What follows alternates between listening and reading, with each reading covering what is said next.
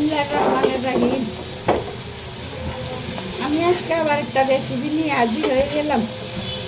তো চুলায় তেল বসাই দিয়ে পেঁয়াজ মরিচ দিয়ে দিলাম, রসুন বাটা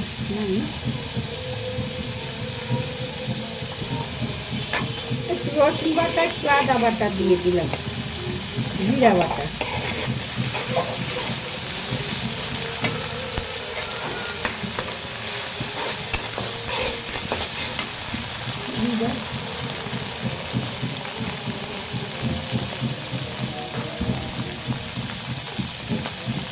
হলুদের পাখি,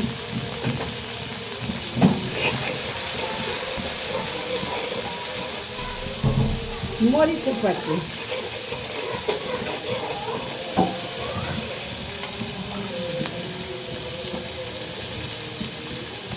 আলু দিয়ে দিলাম,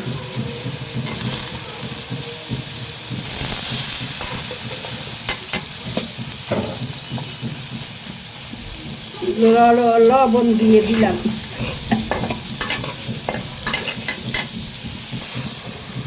একটু পানি দিয়ে দিলাম, আলুগুলো একটু কষি।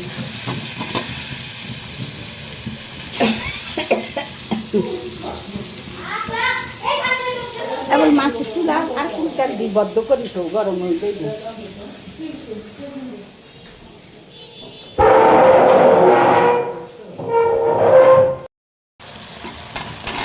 আমার আলুটুকু কষানো হয়ে গেছে, আমি ভেন্ডি দিয়ে দিলাম সাথে।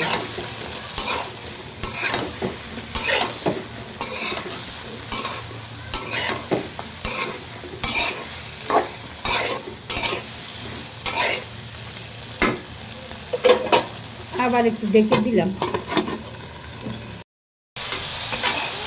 আমার এগুলা কষানো হয়ে গেছে, ভেন্ডিগুলা আর আলুগুলা কষানো হয়ে গেছে, একটু পানি দিয়ে দিলাম।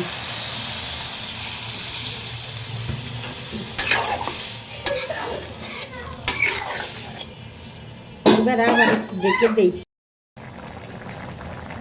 আমার আলুগুলো আর এগুলো হয়ে গেছে, আমি মাছগুলা দিয়ে দিই।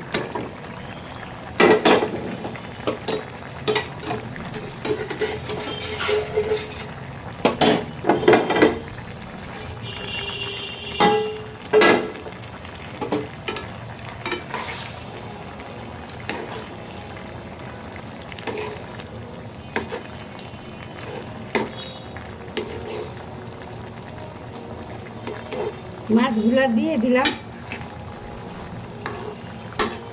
এখন আবার একটু দেখে দেয়, তরকারিটাও প্রায় হয়েই গেছে। একটু দেখে দিলাম আর একটু হোক। আমার তরকারিটুকু প্রায় হয়ে গেছে, তো আমি উপর দিয়ে এখন কয়টা জিরার গুঁড়ি দিয়ে দেই।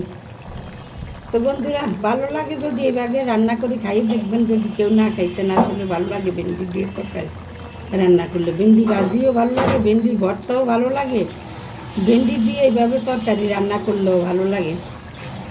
আর যদি ভালো লাগে তাইলে আমার ভিডিওটা লাইক, শেয়ার, কমেন্টস করবেন। ইউটিউবের বন্ধুরা যারা সাবস্ক্রাইব করছেন ওনাদেরকে তো অসংখ্য অসংখ্য ধন্যবাদ। আর যারা না করছেন সাবস্ক্রাইব করে দিবেন, আমিও আপনাদেরটা করে দিব।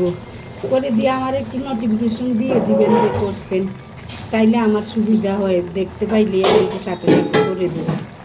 আর ফেসবুকের বন্ধুরা ফলো দিয়ে দিবেন, আমিও আপনাদেরকে ফলো দিয়ে দিব। তাইলে এখন রাখি। আসসালামু আলাইকুম। যে যেখানে আছেন ভালো থাকেন, সুস্থ থাকেন।